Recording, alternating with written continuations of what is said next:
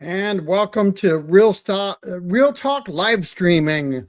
I just shared it out to a whole bunch of people, and I've got a very, very special guest in the house.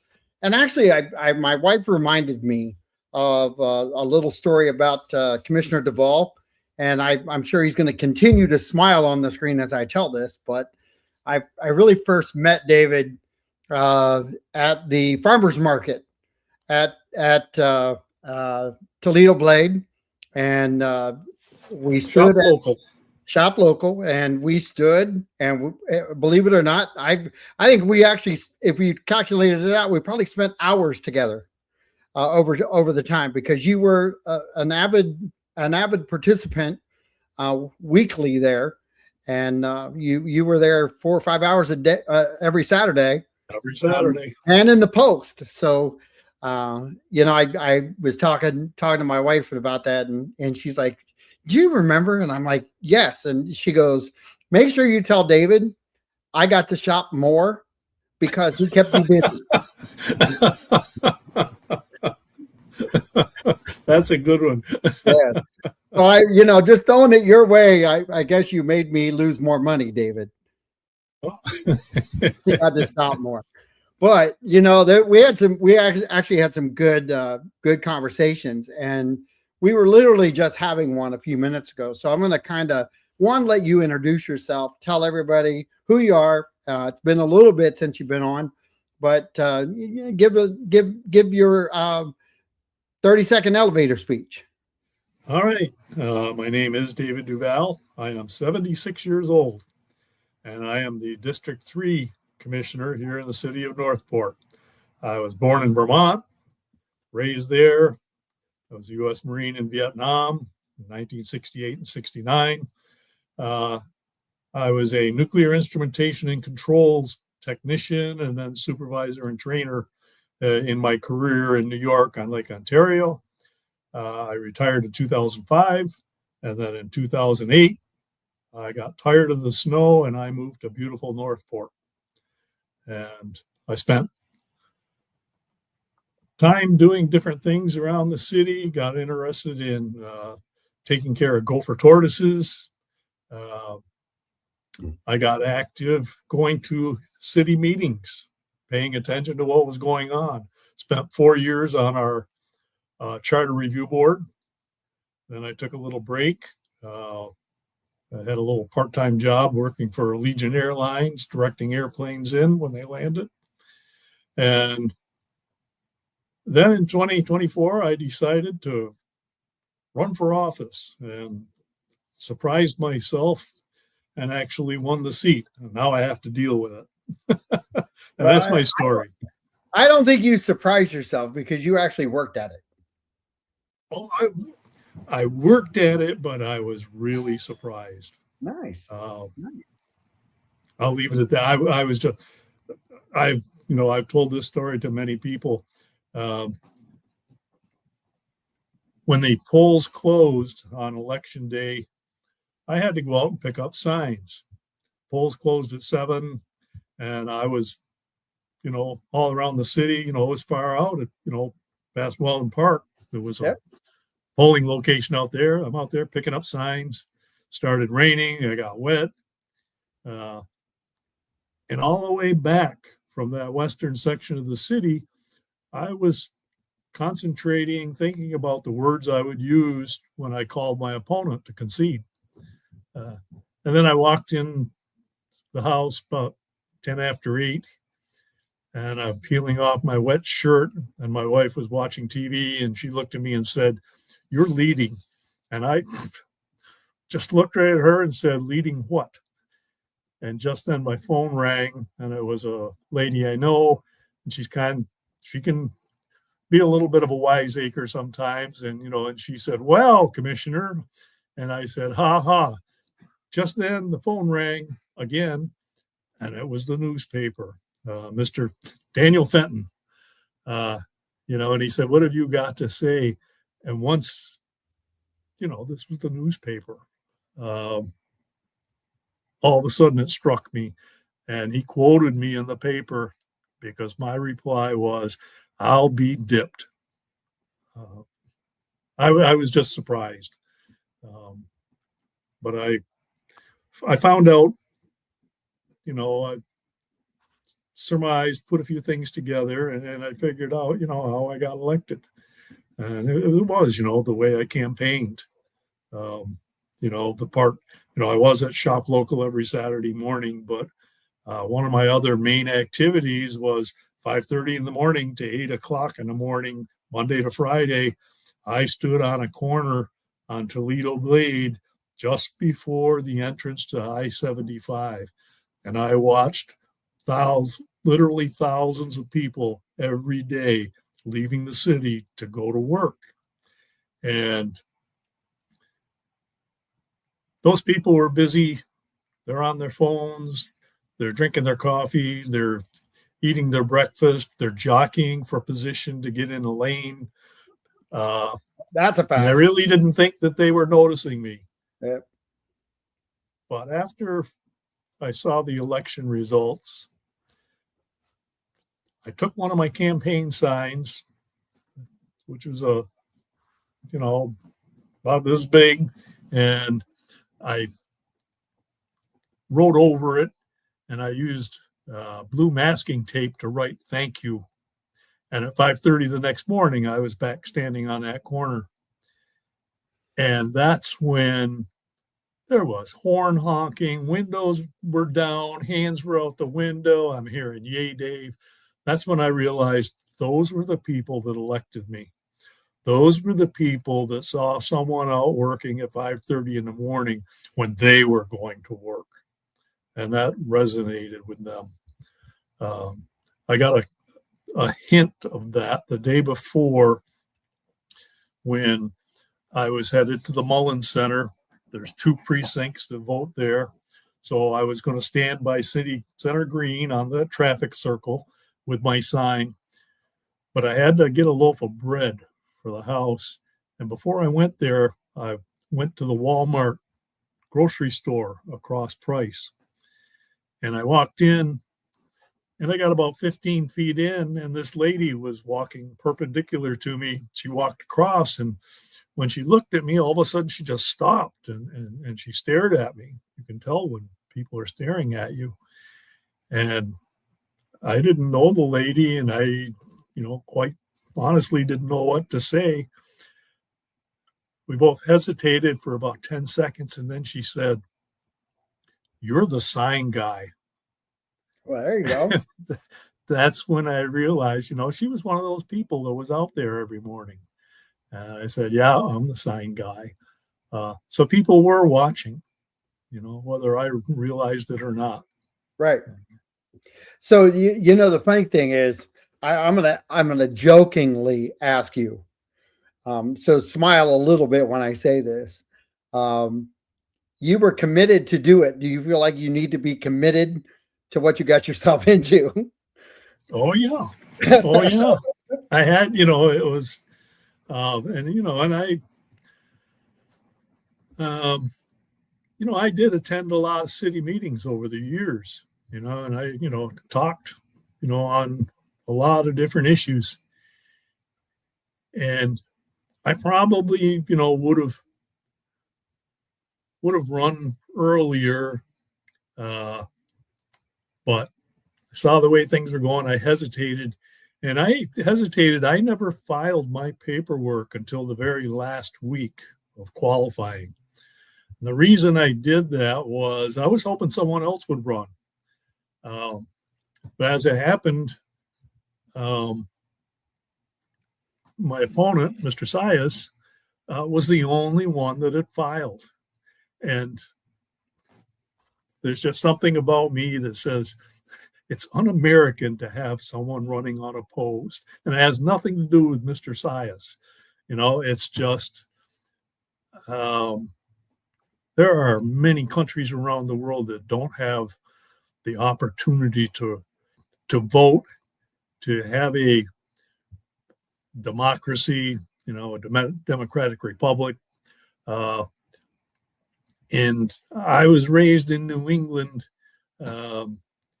when Ethan Allen and the Green Mountain Boys took Fort Ticonderoga from the British, the cannons that went down to Boston to break the siege of Boston by the British, those cannons went through the city I grew up in. Revolutionary War, the founding of this country was something that was instilled in me when I was young, and stayed with me further on. Something else happened in my life. As I said, I was, as I told you earlier, I was in the Marines in 1968, 69. And, I went to a war. When I came home, I was 20 years old. And at 20 years old, I wasn't old enough to buy a beer, and I was not old enough to vote. It was not until 1971 when an amendment was made to the Constitution to allow 18-year-olds to vote. Now, you think about that. How many young men did we have that went to a war, and a lot of them, more than 58,000 did not return. In World War II, the average age was 25 years old. In Vietnam, it was 19. A lot of affected people too. Yes, and and that part that remained with me was I was a war veteran and I couldn't vote. So voting and elections and things, they're deep within me, and just the idea, this is something I won't see happen. But we have 5 districts in the city, and in order to run for a district, you have to live in that district.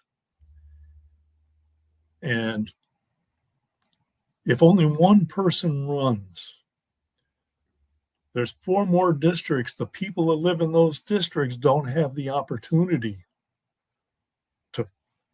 to run for that position. And, I wish it was, this is just my wish, that if we get to a certain date and only one person, or maybe an incumbent is unopposed, then it should be opened up to the general populace of the city. But that's just my idea. That seems to me like it could have some legs at some point. I'd have to hear the counterpart to that. I think it would be a good discussion. Yeah, it's actually, in actuality, you probably know this, John. I don't know how many people. I've talked to people in the city, and a lot of people don't know this. But we used to have 5 commissioners, but we didn't have districts. Well, at some point in time, someone discovered that all 5 of our commissioners all lived in one area, and it's a gated community. And that's when people said, that was, Sable Trace. That was the place to live, years ago. And the mecca of politics. Yeah. And people in the city said, hey, they were worried that the rest of the city wasn't going to be represented. So we ended up, things got changed, and now we have the 5 districts, and they have to be, I believe it's within 5% of each other population wise. Every few years it gets looked at, and the districts change. So what they did kind of fixed things, but I look at it and say, they fixed it kind of temporarily, because if you look at things, you'll see that we have District 5 that is growing the fastest. All the districts are growing, but District 5, which is the western side of the city, is growing the fastest. Well, as they get more residents, they're going to get out of balance with the number in all the other 4 districts. So their geographical boundaries have to get shrunken. Well, as that boundary shrinks, the people that live in it are not going to be moving. So some of those people that are in that District 5 are now going to be in District 4. So now you're going to have basically people that kind of, have the same lifestyle, maybe whatever they were in District 5. Now some of those are going to be in District 4. So now you're going to have people from 4 and 5 that are kind of a unit. So it kind of is going to dilute that district idea a little bit. But all 5 commissioners represent all of the citizens. Right. And so I'm gonna go back to where we were just prior to going live, because I said to you, man, it's a great topic, because I'm one who is torn as a taxpayer. I had a conversation with a local business person today, and they said, John, you're connected to the city. You're just one of them. And I said, huh, I don't get paid. Everything I do is volunteer. I give, give, give, give, give. And I open dialogue. I don't tell people how to vote. And what I liked about your story is that the importance of learning to go vote. I just go vote, and then figure out how your vote is going to affect you and your life and your loved ones. And however you do it, I'm okay with it. But we need more people voting, and we need more people engaged. And I will never stop trying to communicate, just like you guys don't. You didn't when you campaigned, but it doesn't mean that we see eye to eye on everything. It means that we're willing to have a conversation, and it may not be a fight online. I don't understand why people need to do that. First off, I guess UFC, I love UFC Fight Night, but I don't want to have a full out brawl with my citizens, nor do I want to have one with my leadership. So I choose to take a different path. And you talk about engagement. One of the difficult things we have right now is that we've got a tax cut that people are talking about, and I am on board. But my consequence for my vote, I need to ask you, because I am educated in a lot of the funding sources that we have for our city. I am also not in the boat that everyone needs to take a massive pay cut to survive it, because there's a consequence to every decision. Just like I've never heard my government say, here, you're being charged too much, take it back. Because every time they do that, they roll you over with other fees and charges, and you end up paying more in the end than you would from the beginning. I just am not used to my government saying, we're overspending your money, here, take it. As you were speaking, a thought rolled right through my head that said, for every action, this is getting into physics. For every action, there's an equal and opposite reaction. Yep. And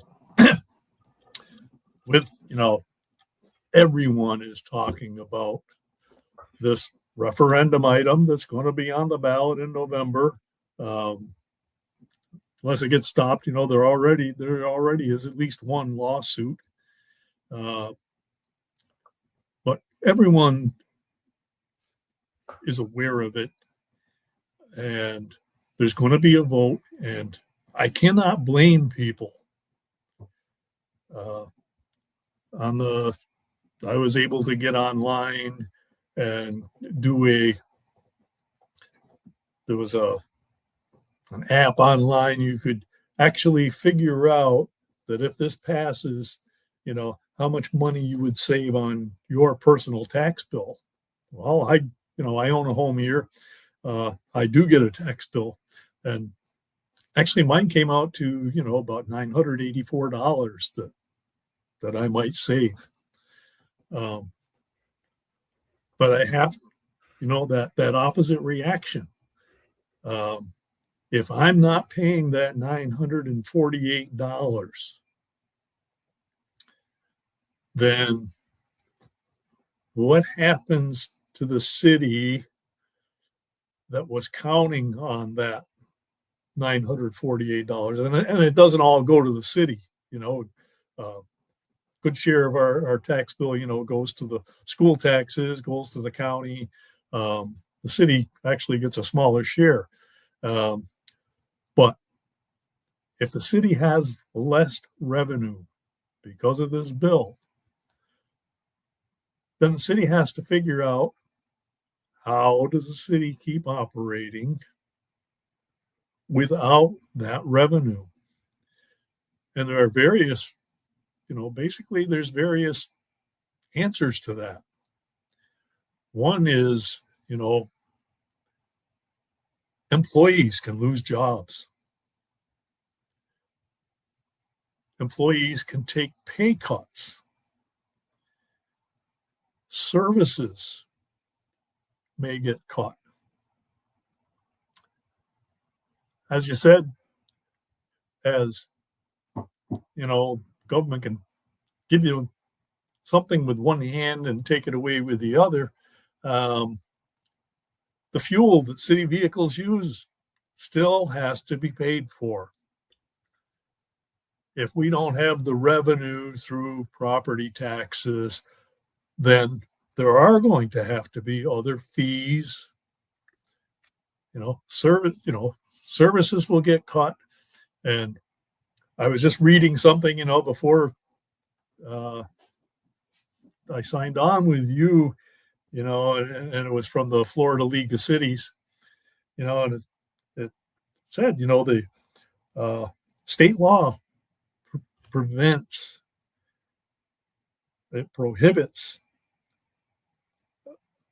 using public funds to advocate for or against something. But we can educate the public. And the public does need to be educated, that all our services that we have, this is just my belief. My belief is that in this city, because of the geographic constrictions we have, basically the legacy city of Northport, it's kind of like a rectangle, and it was a swamp. General development, in order to build houses here, and that's what they did. They built houses here. In order to do that, they had to drain the swamp. They dug canals. Most of those canals go north and south. They go down to the Cocoa Plum, and then they head west to Myakkahatchee Creek, Myakkahatchee River, and Myakka River, and then out into the Gulf. But bridges cost money. So we have very few east-west roads in this city. We basically have 75, 41, Tropicare, and few other roads. Hillsborough, part of the city. And what that does is isolate the areas that we live in. Like my area that I live in, I live between Toledo Blade, Chamberlain, and I'm south of Price. And in my area, it's hard for police to just drive through. If you drive up and down Price, because of where the police station is and shift changes and things, you will see patrol cars. But in a lot of the neighborhoods like mine, you don't see patrol cars. A result of that is that a lot of people ignore our traffic laws here. If you talk to the chief of police. So hold on, because I want to go back to the funding here for a second, because Elaine Emmerich said, how will the city fund the EMTs? Now, this has been a hot button in conversation, and this well. How will the city fund the EMTs if they are paid property taxes and they are reduced? And I know that they are looking, and you guys as a commission, this isn't something you have ignored. So, these are, you've been in budget talks right now. So, yep. I know that you're paying attention in depth to what's projected to come your way. So how would you respond to that?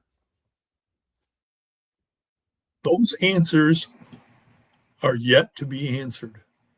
Okay, they're being addressed, but Yeah. a lot of people don't understand. A lot of people, if people pay attention to their tax bill, they have ad valorem and non-ad valorem. And like the fire department, we have, a fire district. And if you look on the back of your tax bill, you'll see, how much you pay for that fire district. But the EMTs aren't in part of that district. Their money comes from general fund. And if we lose that, now what do? There has to be an answer, okay? Now, do we not have EMTs? Well, that'd be tough because we got them on every truck. That's true. I mean, seriously, every firefighter is an EMT, pretty much. Okay, so we don't want to get rid of the EMTs. All right, so now we're not going to have the revenue that we had before, and we're not going to get rid of the EMTs. So what do? Do we cut their pay? And will that cover it? Or do we find some other way of funding them? And what is that way? And it's kind of like the city attorney said, if you ask 10 lawyers a question, you're going to get 10 different answers. Well, if I ask 10 different citizens how we're going to pay for that, I'll get 10 different answers. And it's yet to be answered. These are the things between now and November. It's just, I want people to be conscious when they go to vote and to really understand what they're voting for. Well, and let me ask you, and this is not nowhere. I'm going to try to tee it up for you a little bit, because everybody wants this tax break, and we're told by I want to say upper management that everybody at City Hall is mismanaging our funds. That's why they're saying it's, and because I listened to the CEO of Florida, and I listened to his whole speech and spiel, and great salesman. But we don't drive the same car that every other city drives. So our city makeup is not the same as going to the city of Sarasota. We don't have the pockets structured the same way, and we are not ever going to be forecasted to do that. So if we're not going to grow the commercial base, which we absolutely should reassess every single move. There shouldn't be $1 spent anywhere. That's my opinion, unless we figure out how we're going to not just pay for it, but how to structure it with maintenance without raising the tax dollars to do it. Without raising. Thank you very much. It's that's your challenge, Dave. Yeah. Why did I run for this position? Yeah, well, I told you had to be committed one way or the other. Yeah, there's a number of ways to think about that idea of being committed. Right. It's tough though, because you actually go through the budget and and it's just the natural, the human condition. Number one, human beings resist change. And I have known throughout my whole life, this is one of the sayings that I've been saying for many, many years. One of the only constants in life is change. And this is going to be a big change. And this is not just Northport. This is, the whole state of Florida.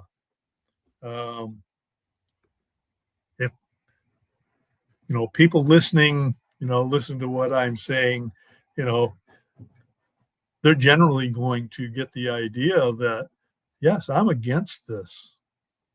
And I am against it just because of we don't see what's going to be lost. We haven't been told yet what's going to be lost. And the other part, John and I were talking before the show a little bit. But when it comes to government, you've got a lot, this is just my feeling, you've got a lot better chance of a government listening to you that lives in the same community you do than you do having someone making the rules from Tallahassee, From their mansion. From a long ways away. You just won't, you can come to a city meeting. And this is one thing I just wish every city meeting, I would like to see the city commission chambers full of citizens.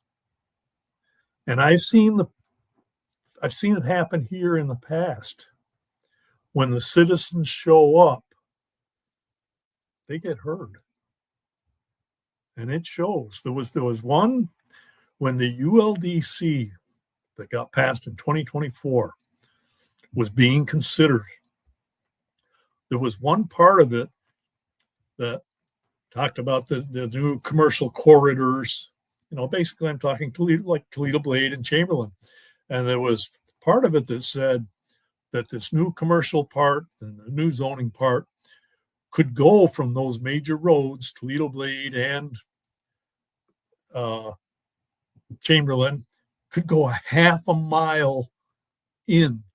Well, if you went a half a mile in from Toledo Blade and a half a mile in from Chamberlain, you just covered the whole area.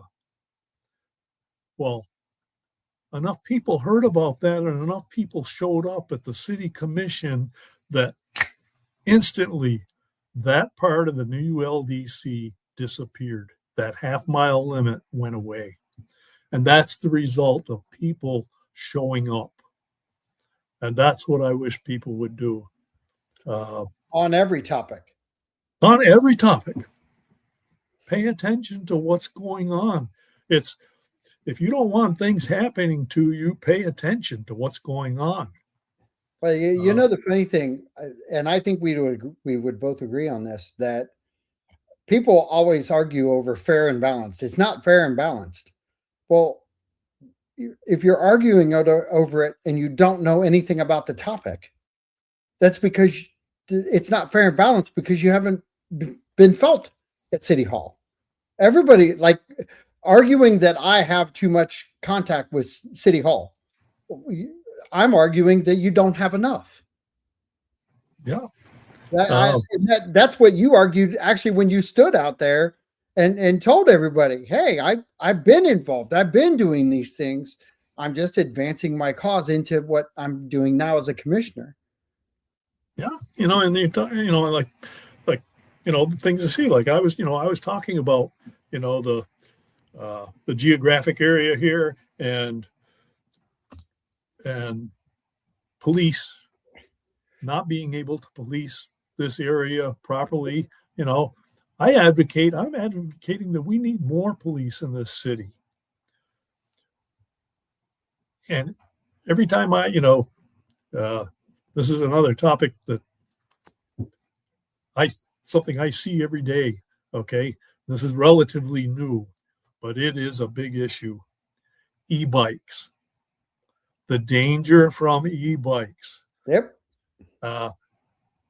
I've already started training myself. If I'm at a stoplight, if I have that red light and that light turns green, before I move, I look left and right because you may see an e-bike zipping across one way or the other. And it's not just children, adults are riding them also. Yep. And with gas so high, everybody's got one. Yeah. And we need more police, not less. And the funding, where is the funding going to come from? Wait a minute, that's not our problem. That's your problem. And wait a minute, listen. I'm gonna tee this up for you too. You guys created this problem, not true. Yeah. And it comes down to, what's the result? When it gets down to a personal level, when we start having, more crime, more accidents, worse traffic, children getting hit in their neighborhoods, and do we answer, well, you took away our tax money? That's not going to make anyone feel any better. No, if they've lost a loved one, because they're already using that as a ploy to say that's a scare tactic. Yeah. I tell everybody when I talk to them, go home and take 25% off your budget. And what do? And they're like, well, I'd go get another job. And I said, okay, how does the coffer get transferred to the city if they need another funding source? Well, it's either figure out a way to generate revenue, growth is one way, or raising taxes. Yeah, making cuts. That was, one of the things I was thinking about, before we came on the air here today. How do we make cuts? Do we just cut jobs at City Hall? Do we cut services? Do we cut pay? It's all going to hurt.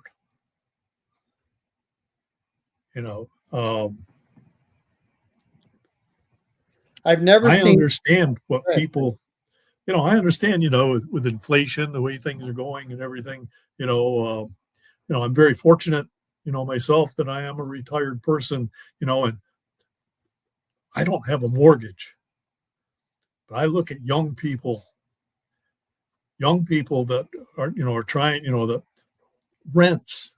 Okay. It's just a fact in the state of Florida that wages have not kept up. Rents have increased, but wages haven't. There are people, I've heard this mentioned. I don't want to pick on any individual store, but there are employees at major retail companies that work full-time jobs and still qualify for food stamps. If you work as I said, before the show, I think, I took a part-time job at Allegiant Airlines just because I love airplanes, and I was doing it for the fun of it. The majority of the people that I worked with had at least 2 full-time jobs, some of them 3. I've actually got friends that work at Allegiant now, pretty much for those same reasons. And I'm going to go back because Elaine brought something up, and I think you read it on the screen. Do you see that there? Yeah, it says, since the bill doesn't address the third phase, when will the city do the framework of reducing property taxes on homes? My quick off the cuff answer is when they force us to. Not a bad answer. And what's the result is my answer to that. What is another question. What's the result? E-bike safety day. Yeah. Kiwanis. Kiwanis does a lot here. But along with, Kiwanis, another part of the question is, there's been discussions in the last year about providing buildings for nonprofits, Awaken Church, the senior center, Kiwanis. All of this costs money.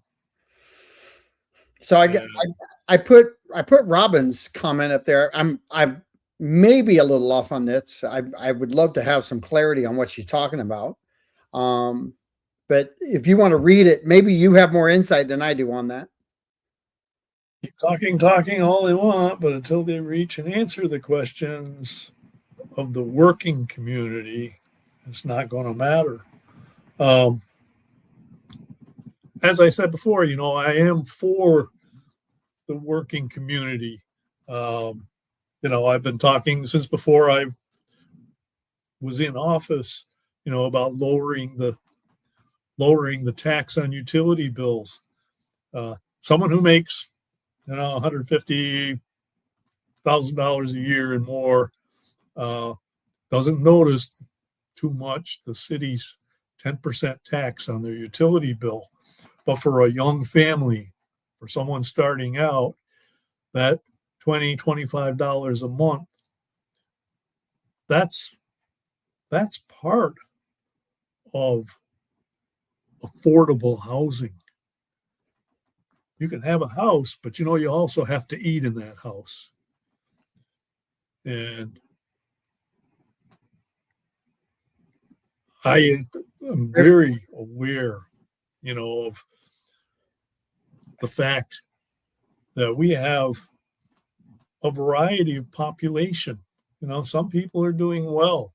A lot of basically people my age, retired people, are kind of set in life. Not everybody's the same, but for young people raising families, trying to buy their house, trying to pay, rents here are, when I moved here, a 3-bedroom, 2-bath, 2-car garage house was about $800 a month.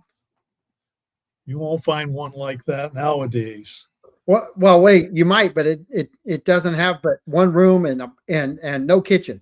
So yeah, so I'm going to help you with that a little bit, because now that you said it your way, you made me think about that, and I would argue a little bit with Robin, not totally, because I think she's right, but I also think that you as commissioners, we talked about this prior to. I think that yeah, while the working class is out there, the working class isn't talking to the people who are asking them to talk to them, like you and the other commissioners. And we've had events, we've done these things out. I've been part of those, trying to push the content. And I would say the responsibility, and I think that's what we're kind of screaming right now. I want to vote yes on this tax reduction, but there's a consequence to my vote. And I want to know what it is, and you can't project it because you don't know whether it's actually going to pass or not. But what I think the question really is, how do we get the people to engage and drop their guard, or what I call BS? Because throwing accusations into a conversation doesn't get you anywhere. I think we need to open dialogue with everyone. I don't care who they are. And I want your opinion, because there could be a great idea. Peter Bartolotti used to say, we need to be an incubator. Guess what? How about we just take that portion of that greatness and bring that into the conversation? If we're incubators on helping our city form what we want and keep our taxes relatively under control and cut government as we're being directed to from above, if we're all working together to do that, there shouldn't be one voice stepped on. But you're not going to get everything you want. No one ever gets everything they want. And it just looks like from the community level, our community, the community in Punta Gorda, the community in Venice, we're going to be losing something. And how can we make that? How can we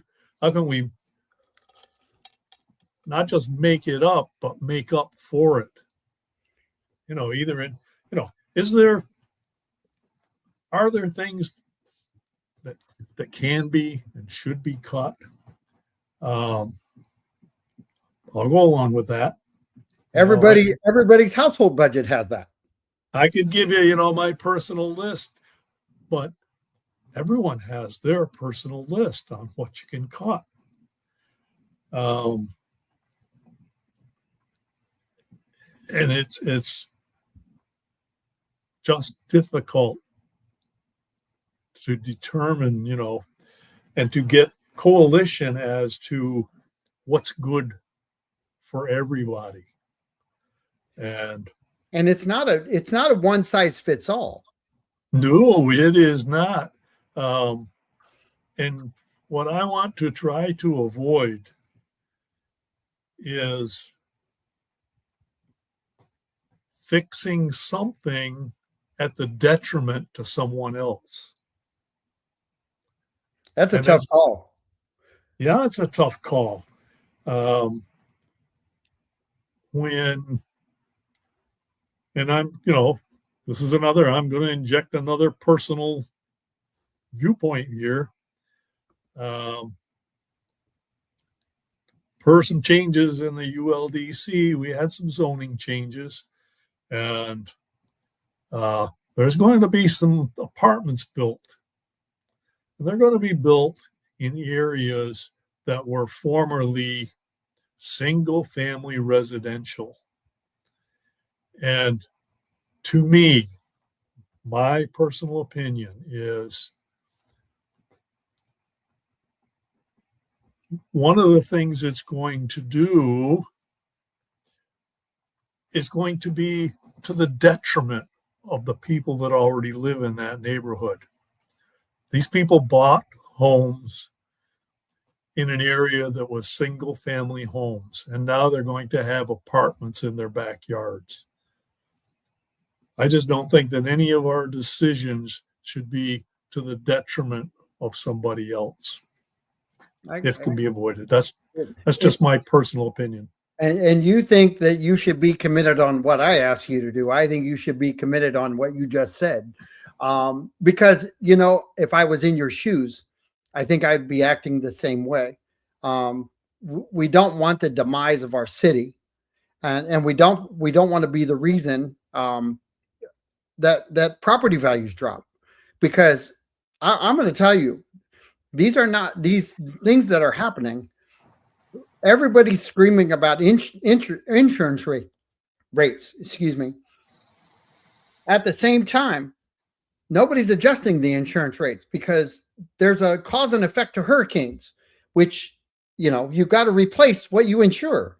So if you don't lower the prices, you can't afford the insurance. And if the price point of your home is too high, and the insurance rate is too high, and the insurance rate is not going to fall, what do you think is going to drop?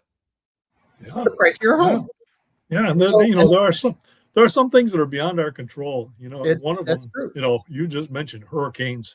The hurricanes in Florida used to pretty much go up the East Coast, but that's just not true anymore. We've had more than our share here. So I'm gonna go ahead. I want to, because we're running. I didn't ask you if you could stay extra, and we're getting some really good comments and stuff.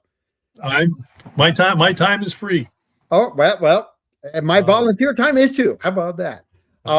So I'm gonna. I didn't want to cut you off there, but before I want you to read this and answer it, Robin Simvitite kept saying that we need more evening town hall meetings, and I will promise you, she knows this already. Not only did the city reach out and do them all over the place, again, I'm not picking on anybody because we are blue collar, and you have to love where we live. I say it all the time, and I get beat up for it. I'm not here to destroy it, and neither are any of the commissioners or staff or leadership. We're all trying to promote this the best way we see fit. And that's how I see it. But when you have the working class who are involved with their kids, we have a average age of 54. We've got lots of kids running around. We've got baseball and soccer fields that are beyond packed. We've got families that are traveling all over the place with travel sports. We've got the pool. We've got swim lessons. We've got the aquatic center in itself is running greatly for our community as a supporting cast to keep our kids off the street and keep them safe, giving them swim lessons, all those things. But everything there goes into what you guys are looking at as the concept of the city with feedback from the participants. The participants is every voting person here. But the statement that we need more town halls, I'm not going to agree with her. The problem I have with the town halls, participate. You can't have, 23 people show up to a town hall meeting and think you're effective. And yet we were doing that, and we kept doing it, and we kept doing it, and we kept doing it. I know Phil Stokes has got one tomorrow night. I'm going to video it. I live stream them. I get better live streaming than we do in person. Guess what? You can still engage. Just because you can't get a response doesn't mean they're not going to engage. David answers emails. He doesn't answer them immediately, but once you send him to him, he's going to answer. So utilize the systems we have in place. Try to engage with whatever formats you like to watch. This format here, it's Q&A. We've got participants right now. So I'll let you take that. And I'm not picking on Robin because she brings up valid points. We're trying to push people to engage. I would rather them feel free to engage. I think they're apprehensive, but I think we've done that to ourselves by having a whole bunch of people out there that if you try to engage, they attack you and beat you up. So we need to stop talking to them and move on down the road and communicate in open communications, because our leaders want you to talk to them. Oh, this is, the social media, is a great tool. It's also a great burden. Well, it's a great weapon. Yes, that's part of the burden. That's part of the burden is, freedom of speech. It has gotten, weaponized. Yep. The term keyboard warrior. There's a reason that there is a term like that. Yep. And it's rather inhibiting to me. Before I was a commissioner, I was a citizen. And if I chose to get into a discussion on social media with someone over whatever issue, then I did. But now that I'm a commissioner, I represent the city of Northport. I represent the citizens. So I have a feeling I can't engage. I can't be putting my personal feelings out there online and getting into it. Okay, so I read a lot of the stuff, but I do not respond. And sometimes, it's just something. This morning I read something that was absolutely false. 100% false. It's just non-factual. But I did not type in any kind of a reply. And I'm going to back you up on this for a second, because the rules are different now. As a citizen, you had freedom. As a leader, you have restraint. Yes. I am restrained. And Ginger Miranda made a comment here. A question. Thank you. About and then I got another one survey. From And that's a good idea. And that's what we need, is citizens making positive suggestions. There's Cheyenne Emmerich Davis. Speaking of tough calls, from your own perspective as a person dealing demands of city commissioners, do you consider your positions full-time or part-time? Commitment with the work you do in the city, and what's been your biggest challenge as a commissioner besides this budget? Well, part-time or full-time, that's a question that, as long as I've been in the city of Northport and paying attention to what goes on, that question has been there. It's always going to be there. I think it always will be there. I am a city employee. But the difference between me and someone who works for, say, finance or public works or utilities or the city clerk's office, the difference is that is their job. I was elected to just represent. It's not a job at all to me. It's a service. I said this before I was elected. I've said it since I was elected. I still would have run for office if it didn't pay anything. But you're also set up for that. Yeah. Oh, yeah. Oh, yes. Yes. Yeah. And I just wanted to run for. I didn't run for office when I was 22 years old. I didn't run for office. When I was 22 years old, I had 2 full-time jobs, and at one point, I had 3 jobs. I had 2 that were part-time, and one was full. I was in that position back then. When I was 24, I bought my first home. It cost $17,000. My mortgage payment was $161 a month. And I swear I used to almost go to tears writing that check, because my full-time job, working 6 days a week, paid me $85 a week. That $161 was 2 of my 4 paychecks a month. And that's why I worked 2 or sometimes 3 jobs. Would I have, could I have run for office then? No. And that's why I understand how important it is for me to represent people like me when they're 22, 23 years old. And, I see the prices of homes and salaries that people make. And it's just, how do people come up with the down payment alone? Uncle David. Uncle, yeah.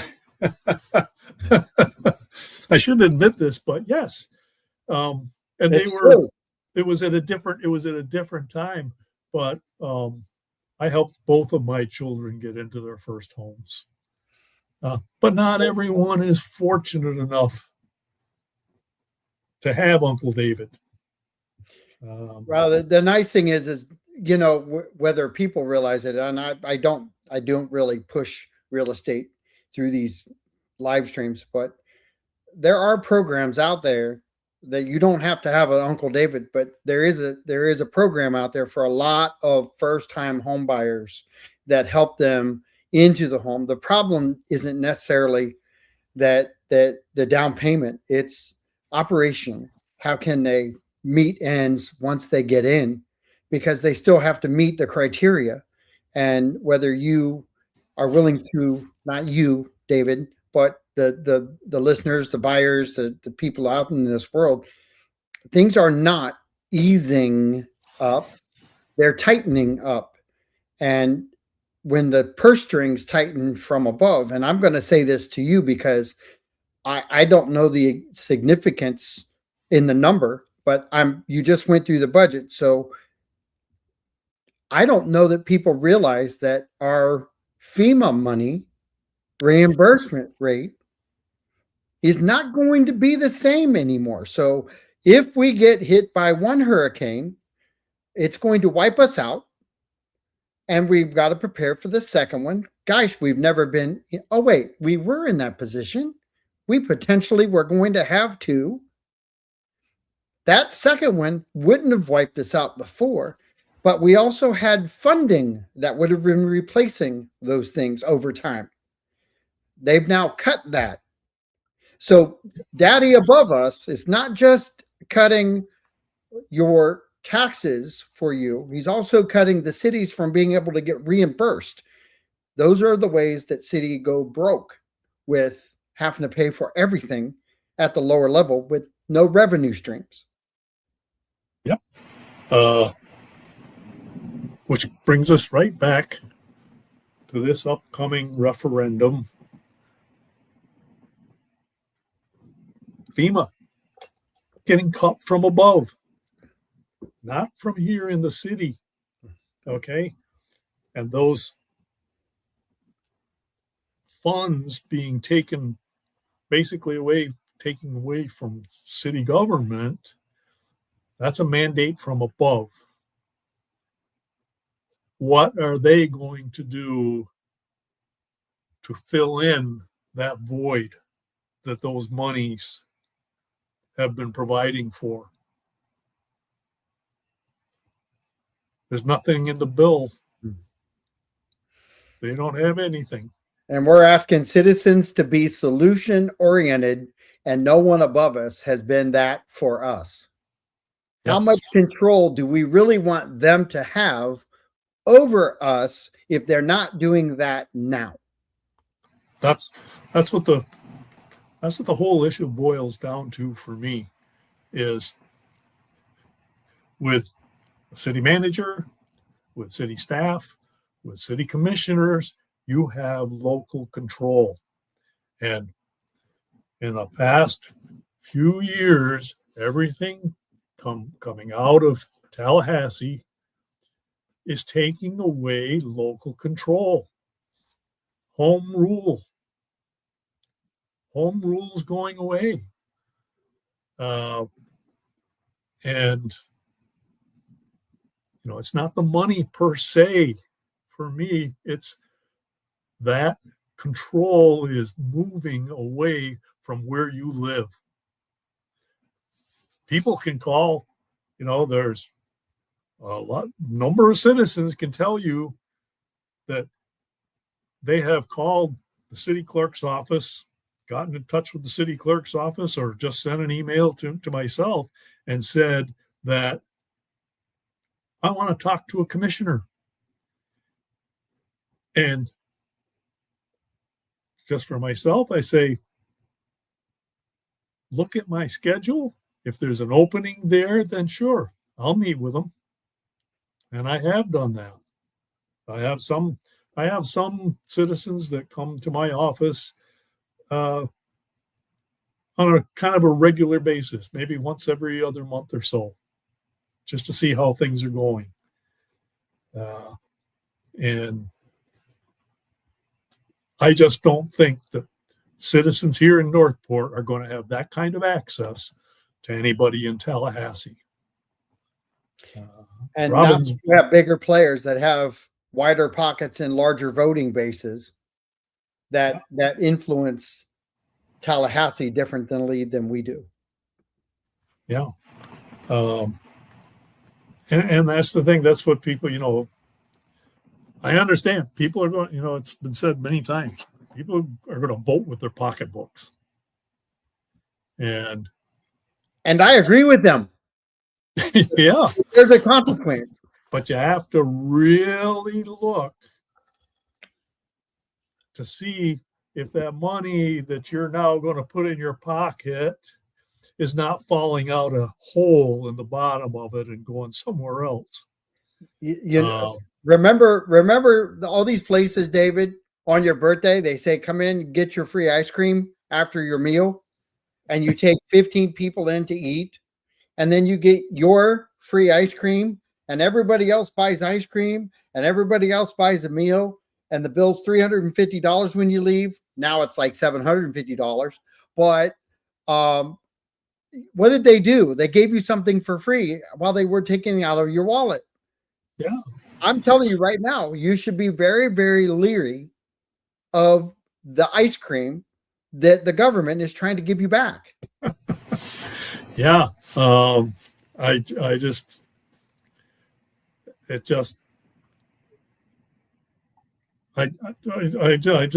don't know what more to say about it, other than, it's you've got a government here, and you can go to city commission meetings, you can write emails, you can write texts, you can speak at meetings. But how often are you going to be able to go to Tallahassee to complain? And I'm going to ask you this because you've been a year, you've gone through the process now with the budgets and stuff. And I know, yeah, listen, I tell people what you did for a living. I know what's up here, and it's we go to the same barber, but there's a lot up here. Okay. We're locking hair, but we've got a lot of similarities. We've had good discussions over the time we've known each other, but I look at staff, and I think you look at staff the same way that we currently have. And our staff is the reason that the management is reflective of some of the priorities we're making to find funding sources, whether it be through grants, whether it be through different funding sources. That experience changes everything. And everybody wants to talk about a pay cut. Okay, let's do a pay cut, and let's decrease what we have at the management level. And the last time I checked, back in the day, it was the Yankees, George Steinbrenner. Everybody else was cutting. Everybody else was not doing farm systems. And George Steinbrenner invested in farm systems when no one else was. The Cincinnati Reds went the opposite way. They were the big red machine, and they got trounced by the Yankees. Why? Because cut, small market. New York said, we're just going to keep spending. And George Steinbrenner did. And he worked his way through the system, one World Series after another, after another, after another, after another. And in that big market, they thrived. Yeah. We are the small market. Consider our fire department. Our fire department has a very good rating, which keeps that helps keep our insurance rates down. That's right. And it helps keep our citizens safe. Yep. Fire engines cost money. Training costs money. The dedication of our police and our fire department. I want to say that's, something you can't buy, but you got to pay for it. Well, and I'm going to say this to you because I know you know this too. We can be that turnkey organization, but when you're the turnkey organization, now you're retraining, and all your good people are leaving to go to better jobs. So there is a counterbalance. Guys, we could have called today's show Counterbalance, but there's a counter effect to everything, because now we're looked at as a leader in the industry, and Chief Titus and his team have done an amazing job. Chief Garrison and his team, we are the epitome of a lot of cities who are now coming to Northport to analyze what we're doing and the success of what we bring. Frank Lama and the recycling programs. I mean, we found a way to generate funding from recycling, and we maximize the rate of return. Yep. And the citizens, a lot of them don't even know that. Yes, people, I hate to say this, but sometimes, we don't even realize how good we have it. We are so blessed. We are. Especially, the solid waste division, those guys, they come and, they pick up my garbage every week. They pick up my recyclables, glass and plastic one week, and then the cardboard the next week. They pick up my lawn clippings every week. There's some bulk ratings.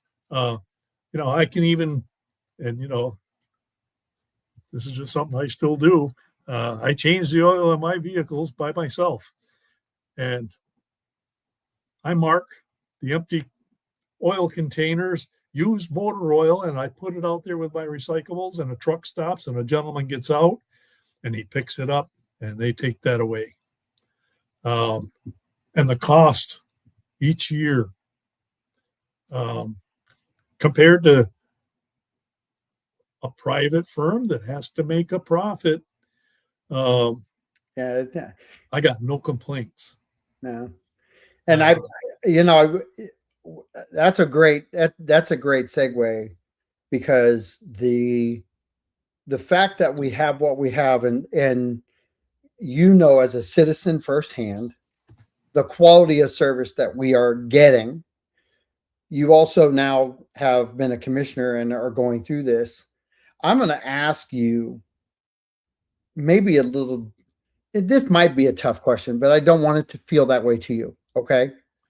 But if you were analyzing this now and you had a citizen say, "You're big government, you're just taking from us, and you're not doing all the necessities that you need to do," how would you respond to that? I'm curious, because I try to defend us a lot of times and I get told I'm part of the system. Well, I know the budget. I know what we're trying to do. Well, first I'd ask, what are the necessities that we're not meeting? What are those necessities? And are they within our capabilities? And no matter what we do in life, we can always improve. So improvement is the goal, but we're never going to be perfect. But yes, as Robin's saying right now, let them know the amenities they will be losing if this bill passes. Yes, as I said, as I said this earlier, I said, those pickups of the lawn clippings every week, that's something that may go away. Sooner or later, we're going to get our transfer station built. And when we get it built, then you can take your lawn clippings each week, or as much as you want for free, to the transfer station. So let's stay there for a second, because I know you are going to be brilliant at this.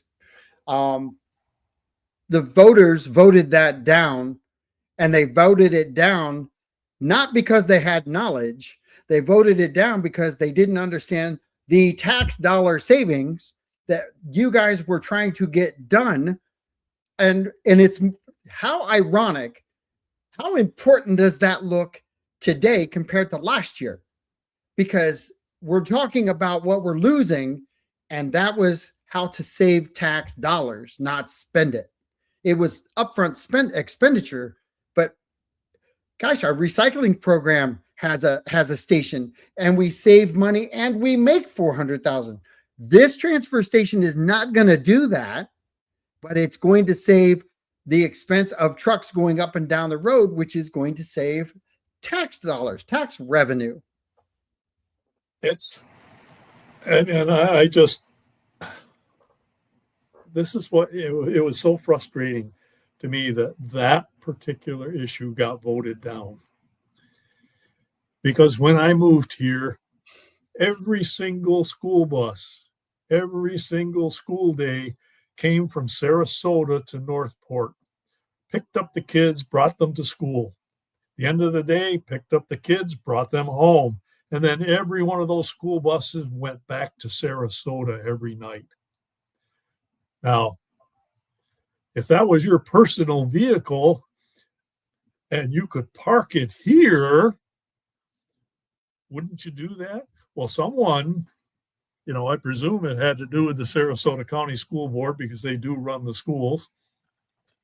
They figured out it would be better if the school buses stayed in Northport. And now all those school buses are parked over by SMH's emergency hospital over on Toledo Blade. Well, if keeping those buses here made sense, why wouldn't keeping our garbage trucks here make sense? I even had a short discussion with our public works manager recently about the fact that once we do, and we are going to get that transfer station,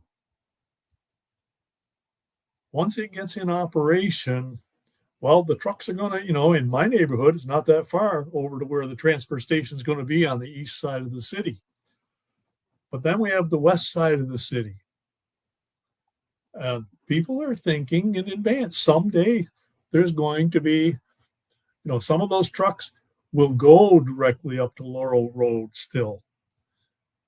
But then there's going to maybe a compactor out there to where things can be compacted. And then besides that, I even made a suggestion. I said, maybe we could redo some routes so that a garbage truck empties at the transfer station, and then on its way back towards the Welland Park area, it picks up along the way, redo the routes so that by the time it gets to Welland Park, it's half full and is making a loop. And it continues to pick up on its way back to the transfer station. That way we would possibly be saving from a vehicle driving from the west side of the city, dumping, and then going back empty. Makes sense. It's, constant thought has to go into these things. And believe me, the people that work for the city, they are thinking of these things. And that's what experience does for you at the management level. And these guys who are putting these things together, they're the exact same people who I've been talking to for 9 years. They're the exact same people who now have other cities asking them, how do we do this? Northport is no longer the redheaded stepchild. We are leading in different categories across the board. And you guys did a great job. And it wasn't messaging. There are things that people need to realize that you guys are doing. And I'm going to say it to where I understand it and the working class get it. You don't walk over dollars to save pennies. You just don't. And just because we want to send something or spend something, you need to dive into it. No, they don't need it. Okay, well, that was done as a mass vote. And no one paid attention, because if you just dissect that one piece and we would have funded it, we're not talking about when, we're doing it.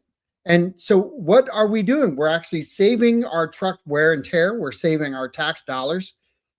We as citizens collectively got off message because there were a lot of people out there pushing narratives, and they're BS. Because dissect it.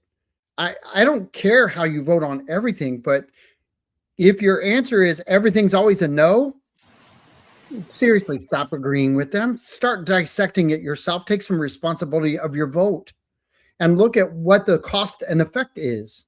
And it's funny because that's what we're talking about with this vote currently.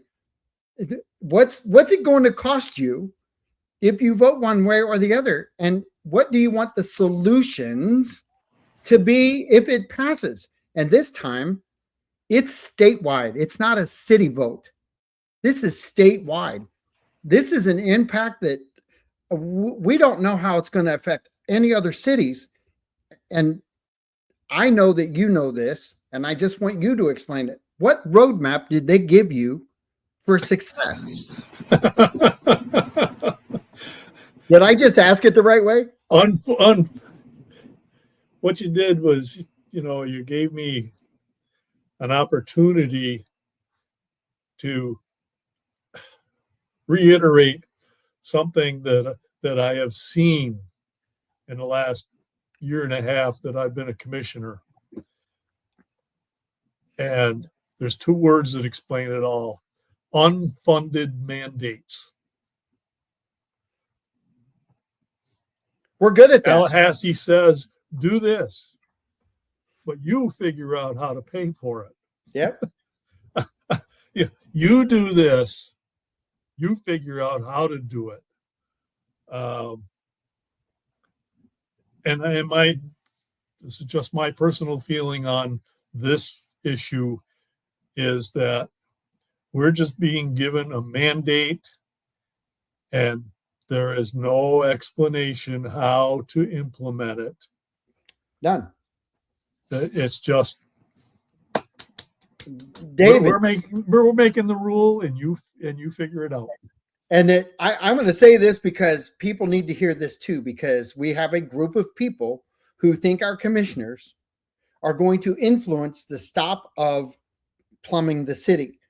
It's a mandate from above. When they tell us we have to do it, we have to figure out how to fund it. What's the problem, David?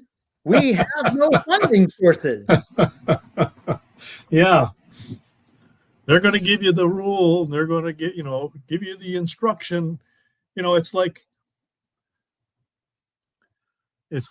telling a soldier to go and defeat the enemy, but oh yeah, you figure out how to get your weapons on your own. On your own.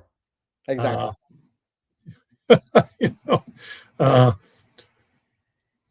We have, generals in the military, and they give you orders, but they also make up a plan. Anybody that's ever been in a war knows that crap happens. The plans don't always work the way you planned them to, but at least there is planning done. In this case, I just have the feeling that we're just being told, do this, and then you're on your own. You mentioned, I mentioned Frank Lama, and I'm going to talk about Chuck Speak and the job he's done, the road and drainage crew. We've got 80 miles of canals in our city that we're maintaining and working on constantly.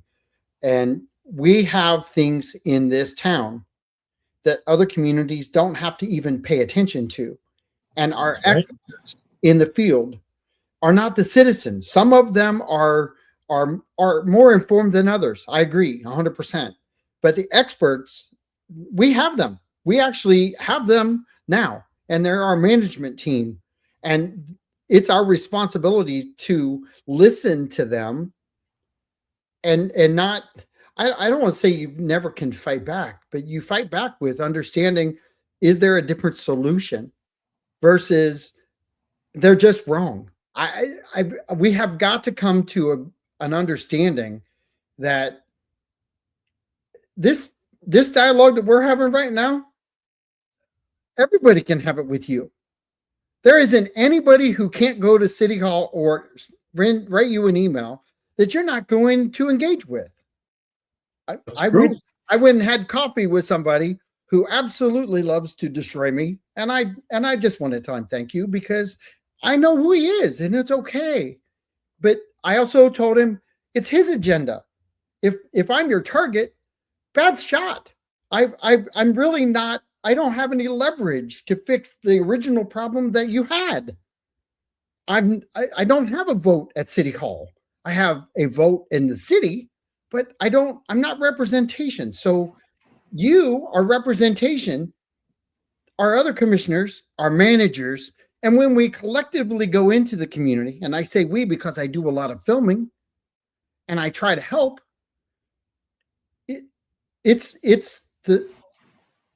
I'm just saying, find some different resources to connect to.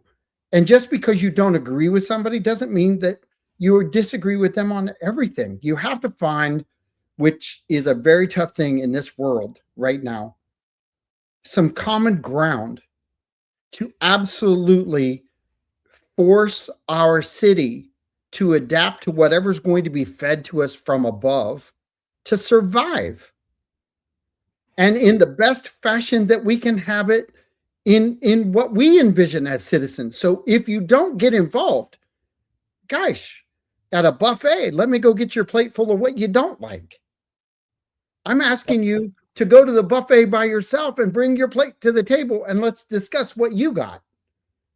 It that we have a great city. We have great staff. We have great people who are wanting to listen and drive different things and avenues and funding sources. We have more blessings than a lot of communities. And I'm not just talking about in the state. I'm talking about in the United States, because I talk to places that I go to, and they're not just struggling. They're trying to find a way to write a grant because they don't have grant writers. We collect money for that. And we do it because they're great at what they do. So I can't stop talking. I get goosebumps, and you and I have had these discussions, and you don't feel any different than I do. No.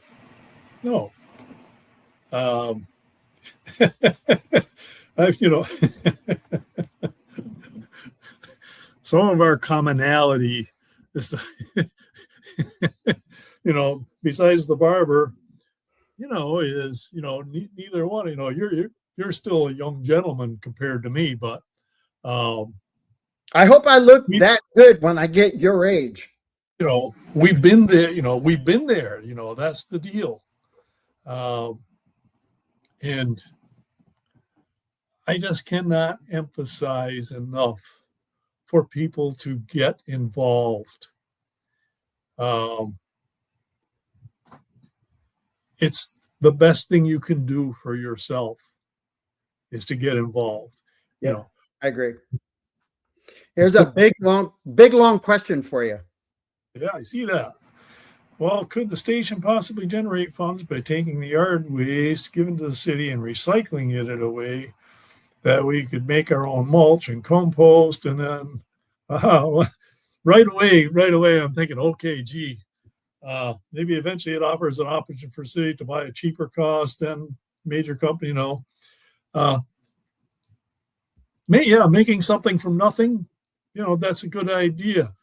But again, the transfer station itself, citizens didn't want to let us borrow the money to get that built. If I put up a referendum right now and say, hey, I want to add to that a couple of $1 million to build by mulching and, get into a business, some people are, going to flat out tell me the city shouldn't be in business. The city should provide services for free to everybody. Oh yeah, well, always for free. And we do get a lot of things for free here. At least once a year, not far from me, you can go and all those half-used bottles of whatever kind of fluid you have, you can bring, and get recycled. The city doesn't charge for that. Right. And go back to the question for a second, because I think it was a great question in a different regard. I come from Columbus, Ohio, and what we do is we actually have that process in Columbus, a lot bigger community. Okay. And we actually grind it up and we take it, and like our sandbag location, we have mulch. They can go get mulch for free. And we have dumps.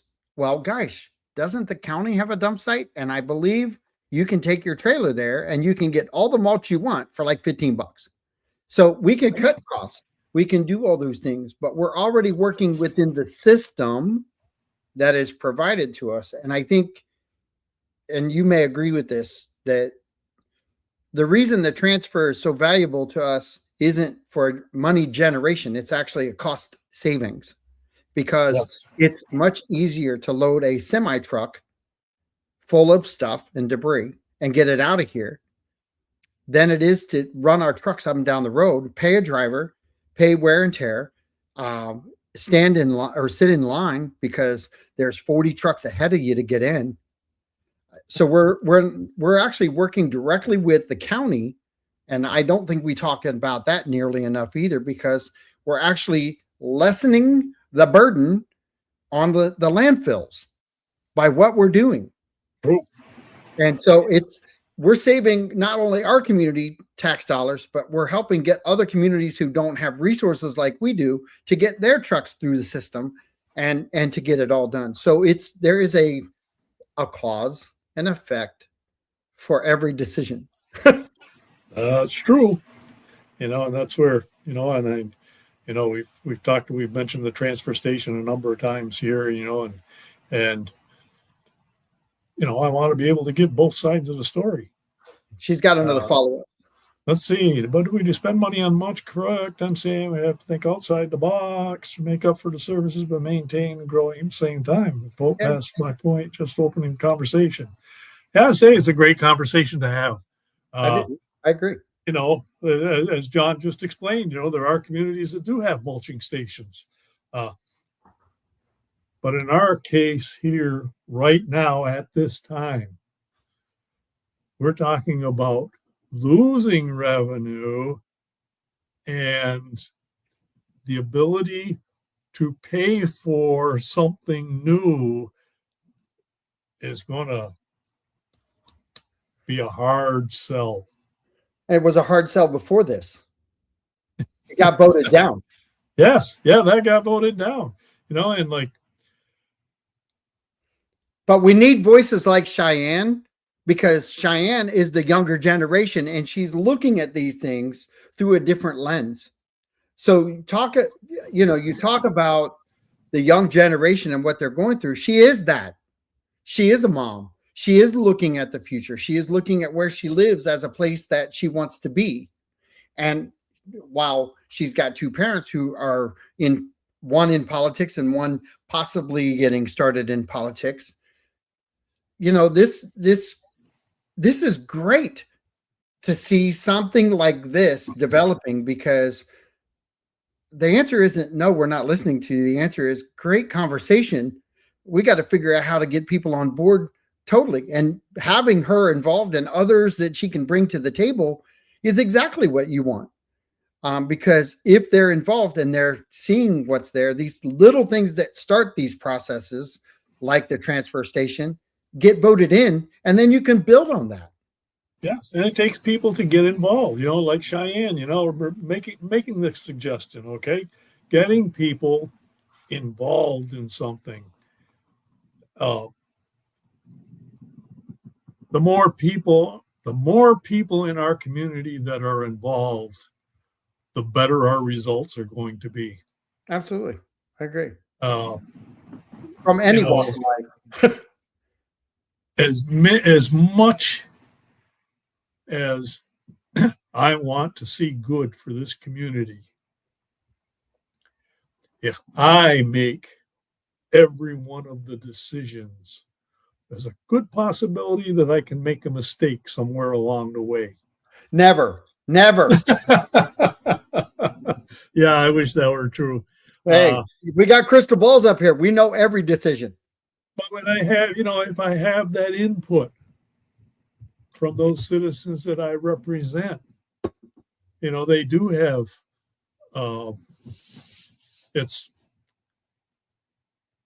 they have input. And the more input I get, chances are I'm getting a better result. Yeah. Can you do me a favor? Can you, who is really in charge of the transfer station idea, the concept? Do you know? Who was in charge of it to start? Chuck Speak? Or? To tell you the truth, I do not know. I wouldn't be surprised if it was Frank Lama. I wouldn't either. But if how about this? Can you go and find out? Can you ask that question in your one-on-one and get Jerome and staff, the city manager, Jerome Fletcher, and staff to kind of give you some insight on what she was saying? And maybe it is a great concept conversation to have, because if we could build this conversation in steps, then people would understand what we're doing. And maybe the future idea would be something like she envisioned. I can talk about that. I will have on Thursday, I will be having that one-on-one. And I just wrote that down on my notebook that I have here sitting beside me. I will ask that question. Awesome. Um, And maybe you can put something together, and if you even get it over to me, I can get it to her, or I can post it. One of the two. Either way you want to do it, or you can post it as a comment on this show. You know. yeah, I'll get back to I'd like. you with a with an answer with for what I hear. Like who did start the transfer station idea? And what about this idea of mulching? Of making a taking something we have and making a product out of it could generate some revenue. It's not a bad idea. Or There's a lot of lessen there's a the lot of time. good ideas in the world, and that's why I want to see people getting involved in Yep. our advisory boards, and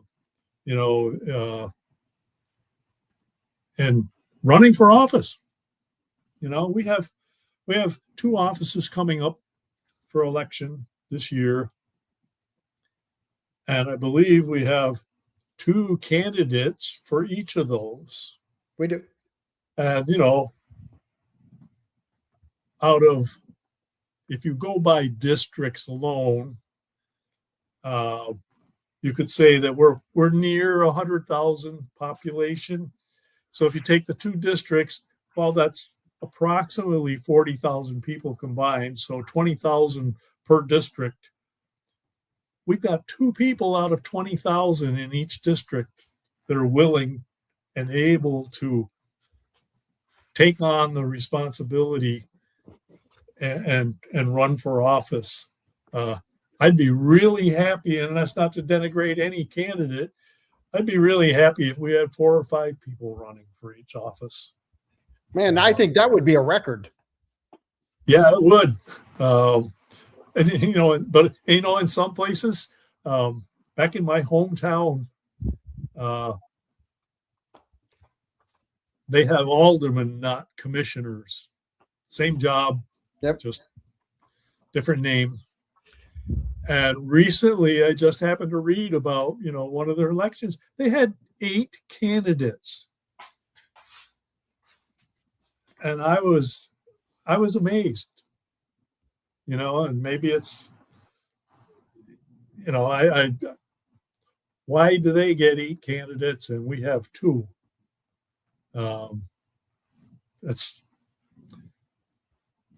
I don't know how I could get deep enough into it to figure that out, but where I'm from, we have a mayor. We don't have commissioners. Columbus is mayor run, and those of you who've been there, done that, I think there's brilliance in what you said. There's mistakes that are made by one. They just don't admit it.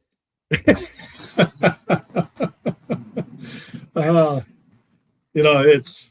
well, that's part of the human condition. Yeah. Sometimes if you make a mistake, there's different. Everyone's raised differently, I guess. For me, with my career, working in the nuclear industry, the nuclear industry, if you make a mistake, you admit it. Or something bad might happen. Oh, well, it's just the way things are run. Right. In the nuclear industry, there were 2 major rules. Number 1, it's public safety, period. If you're going to do anything that goes against public safety, you're not going to be there. You get caught in a lie, you're not going to be there. You get caught stealing something, you're not going to be there. NRC inspectors were there at any given time. When they asked you a question, there were 2 correct answers. One was, I don't know, but I will get you someone who does know. And then if the other answer was, if you knew the answer, yeah, you gave them the answer. But you never made something up. You never said like, hey, I'm too busy to answer that. So it all comes down to, personal responsibility. And that's what we have to do here is, sometimes if we make a mistake, it's okay to say, hey, I was wrong. You know, I'm a human being. I don't ever expect to be perfect. Ask my wife; she'll tell you. No, I she won't. My wife is. My wife is. Her nickname is Cinderella, and she truly is my Cinderella. There's something magical about her, and she just, you know, she knows how much I can mess up, but she never complains. You know, and she's a citizen, but believe me, you know, just having her support, she's helping all the citizens. Yep, I agree. So I've got a another statement, I guess. People complain, and this came in via text. So people complain about their rights being taken away, but are all right with this referendum because of the dollar carrot dangling in front of them. How do you feel about that statement? It's unfortunately it's we already, you know, we use different words, but we already talked about the same thing. Yep.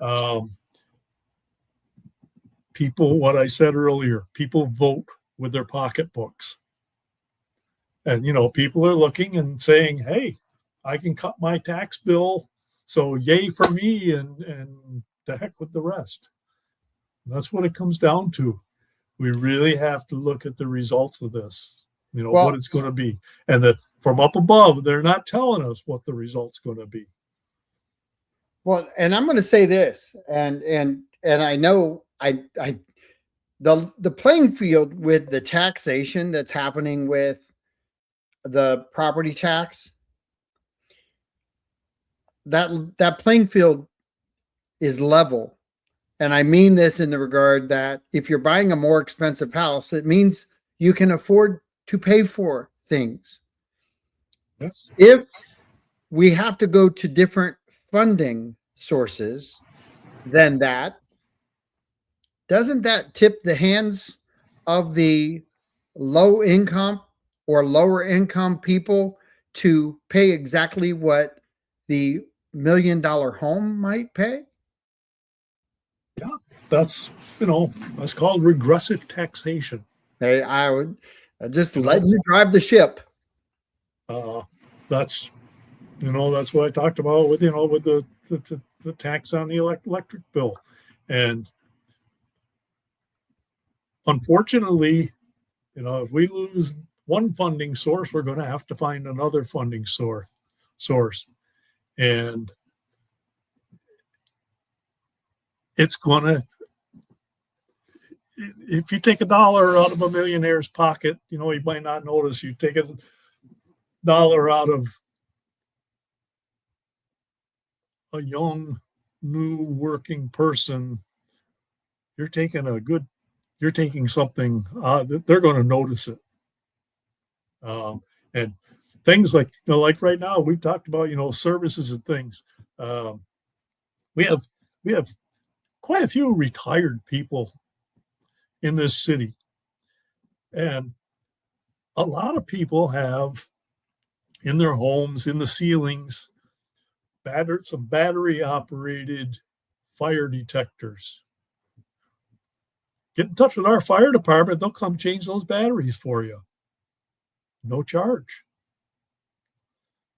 I would hate to lose that service. So would I. You know, that's one of the things that makes this city great, you know, is the services that we do provide. And that goes across the board, you know, with all the, you know, the parks and recs.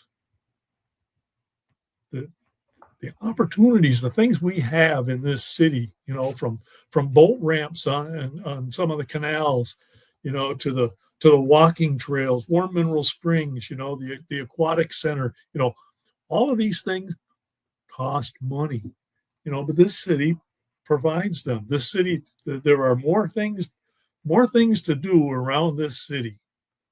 You know, I can't tell you the number, you know, kayak, you know, times I've kayaked in the canals around this city.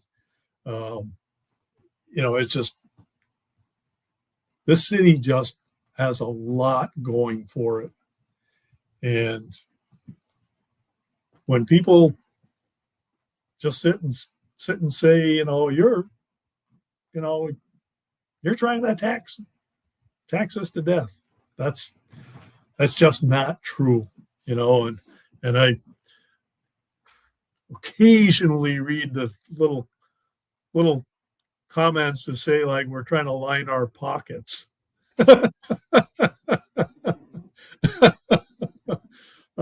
If people only knew,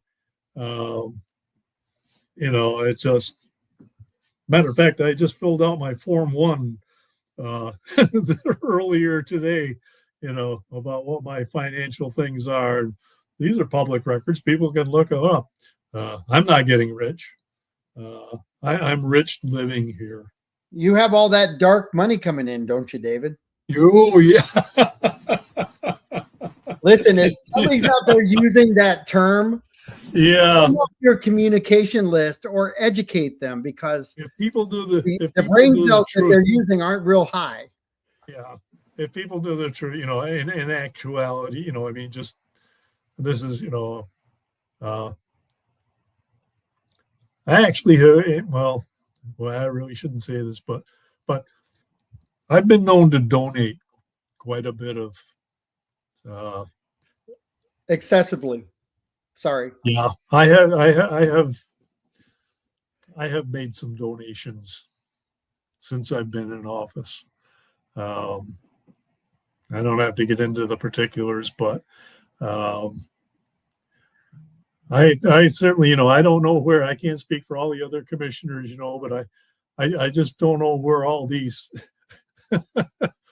dark money sources are coming from, and I don't know where they're going, because those are the people.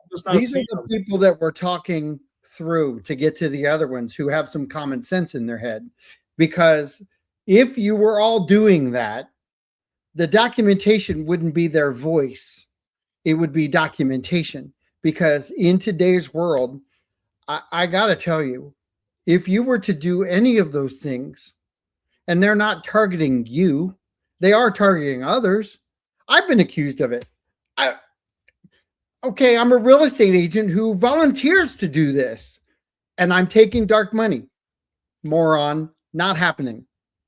Not happening. Stop saying that stuff, because it's defaming of the person you're talking to at any level. And those are the people that we need to just go, keep talking. Thank you. I appreciate it. I know exactly who you are and who you're about, or what you're about.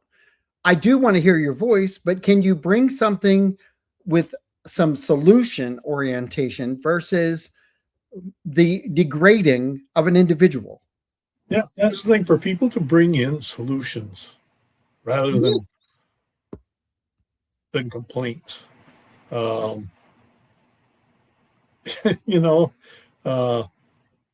Robin's making another point here, the strain on the nonprofits, trying to make up for all the problems that this bill is going to bring us. It's just,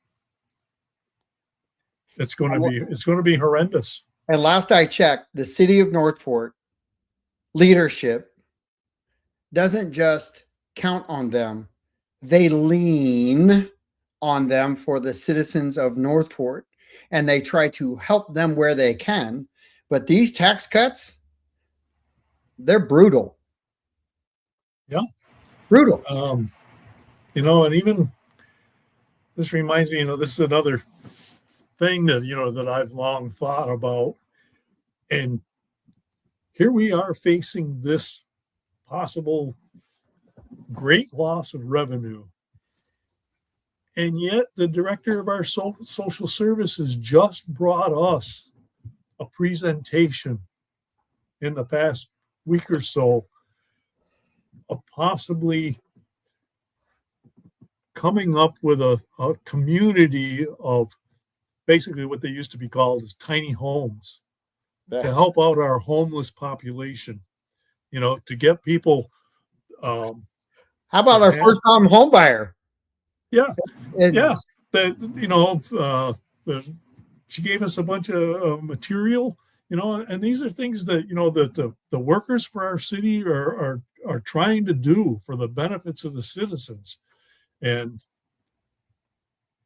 how are we going to, I would just love to see it.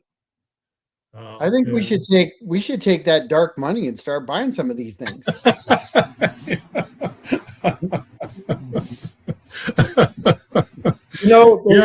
There's one thing they can say.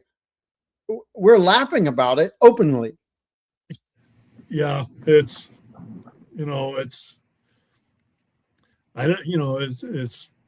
what people think, and then there's reality. That's true. That's true. I just wish I even thought when this material that was brought to us by our social services director mentions there's a place up in Tampa, I guess it's called like Homes for Hope or Hope Home, something like that. And I looked through the thing, and it shows, what these little one room homes are. They have a bed, they have heat, they've got facilities, and it's in an area where people who are the unaccounted for can be accounted for. People who live in the woods that, our outreach teams have to go and search for. You could have them in one place where they could be helped and, help to get back on their feet. Well, can I add to that real quick? Because I think you'll expand on it. We're going into the woods to find them where they're at. And just because you're willing to help somebody and give them that stability isn't always what they're going to gravitate to. But if we have them in a place where we don't have to work so hard to get to them, we're saving. Yes. We're saving ourselves from that. And we're putting them in a location where we can keep an eye out. Yes. Where we can get them services, and it'll be, like when we have female outreach officers going out into the woods for the homeless, we can't send them out there on their own. There has to be at least 2 officers go out there. To have them in a place where they're basically being taken care of, it's just better all the way around for everyone. And it can be at a cost savings. We'd have to have that discussion too. Yes. I was really impressed with that, and I'd really like to see that happen someday. I even thought about writing a letter to Melissa Gates. And I don't know if you know who she is, but she is or Melinda Gates. I'm not even sure of her whole name really. But she's the ex-wife of a very rich man. And, and he's got a couple dollars. Yeah. She's got a few dollars too. And she has given away a lot of money. And I actually gee, if we could get just $1 million from her for our city to get something like this started, boy, that would be just such a great thing. We also, like, I hear you, and I'm going to counter a little bit. How about that? The problem with that idea, and you'll probably agree with me on this, even though I think it's a great idea, it's grand. We also don't want to be the location everyone moves to. Because we have it. Yeah, some things are difficult to talk about, but sometimes I have to talk about difficult things. And I'm going to talk about a difficult thing right now. Okay. As part of the ULDC, we did some rezoning on some properties and everything. And right now, I guess we're in the process of building some multifamily apartments on North Chamberlain, north of Price. They're going to be in a neighborhood that's been primarily residential, single family residence. But besides that, those apartments are going to be, they're telling me, for 40 years, they're going to be affordable housing. Okay. So we're going to have people that are looking for affordable housing coming in there, which you just said, coming here. And one of my big problems with that is, how many jobs did we create for those people that are going to come here?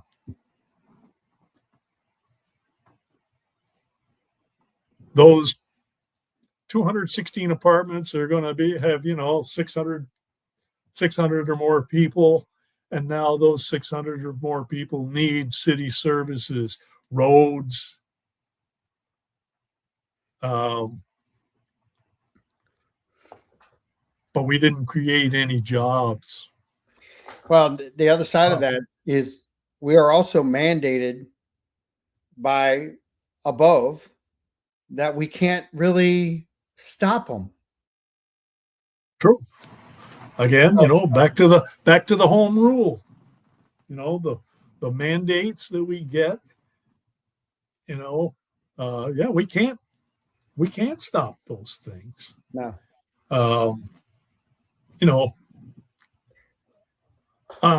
Some people in the city will tell you, well, okay, those 216 apartments, they're going to pay more in taxes to the city, income to the city, than a single family home. So there's a good and bad with everything. But you are totally correct about the mandates from above. The Live Local Act. People should be getting familiar with that. Lately, that's been a topic. Where now, if you do have a disaster, cities, municipalities can't enact any local rules that weren't enforced before on developers. Developers are going to be able to do more as they wish without local control. And this came from up above. And there's nothing the commission can do to stop it. Not a thing. And that's why I say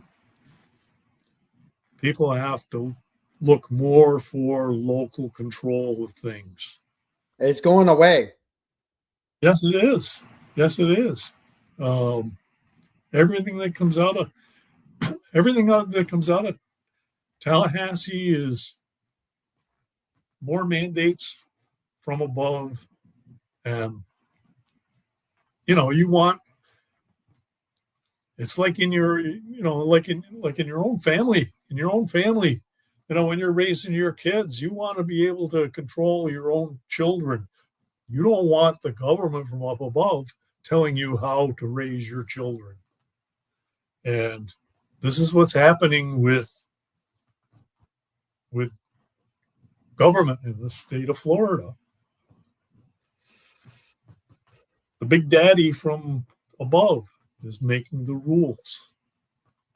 And your local control is just going away. And I feel that's a shame. Hard conversation to have, isn't it? It is. It really is. The funny thing is I don't care what you say right now in this regard. Everyone still thinks it's you and the rest of the commissioners doing all of this. And that is also the problem, is because it is mandates that your cooperating to because you're forced to. The people who are signing the petitions, we don't want water and sewer. Sorry, whenever the states decide to fund it and we have the funding to cooperate, it's going to happen. And if we can't find the funding to do it, they're going to mandate us to find a way. And who do you think that's going to affect? Yes, with the sewer. Okay,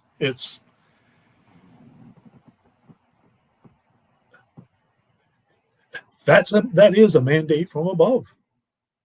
Okay, that when it's available, you have to connect. That's not the city's rule. That's from above. And one of these days, they're going to say, you will do it now.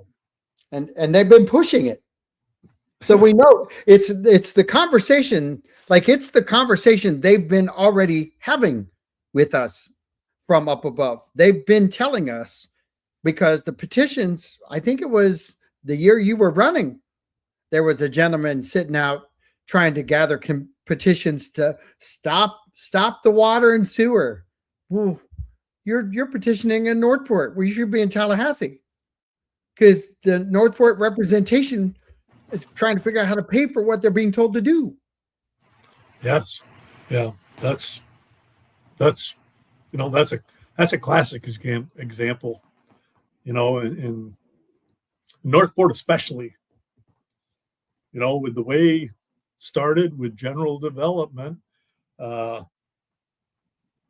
infrastructure was not built. And now we're in a position where we still need that infrastructure. But again, how do you pay for it? I'll give you another example with infrastructure. Price Boulevard. Price Boulevard was talked about widening for that, but when it was $5 million, and now we're at $94 million, which is one of the reasons that there were some, when we as a commission voted whether to start the Price Boulevard widening, whether to do it or not, I voted yes for that, because it was $5 million at one point, and now it's $94 million. And if we wait another year, construction costs are going up here at the rate of about 8% a year. The need's not going away. The need is only getting bigger. People say, why did you do this now? Inflation, we can't do it. Sometimes you just have to bite the bullet. You have to move forward with some things. I'm going to say this, and you're going to love it, because I'm teeing it up for you again. Kick the can down the road. Yeah. There's a cost to that. There is a cost to that. And Price Boulevard is the classic example. $5 million when they were talking about it, and now $94 million. And in order to do that, we had to take some, again, so many things have changed. It was estimated that we could get that done for about $80 million. We put it out to bids. And because of all the hurricanes that we have recently had on the Gulf side, all the contractors have got enough work to keep them busy. Only one company put in a bid, and that bid wasn't $80 million. It was more in the range of like 97, and they got negotiated down to about $94 million. But that left us with a decision. What we had planned on, and we had the funding, for $80 million, but now it's $14 million more. What do we do? I did not like doing it, but one of the things we did was we took about $1.95 million from the tree fund. We put it towards that project. We can use it for the landscaping. That's kind of buying trees. Okay. And that's what we had to do. You mentioned the canals that have the water control structures on them that we're continuing working on. We had to shift some money from a couple of those. And we can't afford that either. Yeah. Okay. But we had to move forward. We couldn't kick the can down the road, so we had to shift things. It's a tough way of doing business. And sometimes we have to do things that we just don't like doing. But I'm seeing Price Boulevard getting widened. I'm proud to say that, I was afforded the opportunity to be able to say yes to that. And it was such an easy decision, right? You went home and you celebrated that night. I just spent more money than I projected to spend.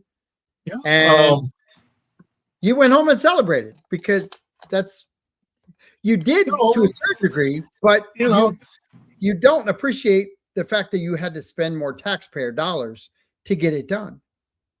Yeah, that's a hard thing to do, to have to celebrate taking more money from the people that elected you. But it was something, I just truly felt it was time. It had to be done. We could have waited until it cost us, $200 million. And when it's completed, that's one thing I'm going to, be able to say is like, son of a gun. I had the opportunity. I got to sign my name to that. And I'm proud I did it. It's going to make a difference for a lot of people. And I know the people who it's like the hospital. Everybody's throwing their arms in the air.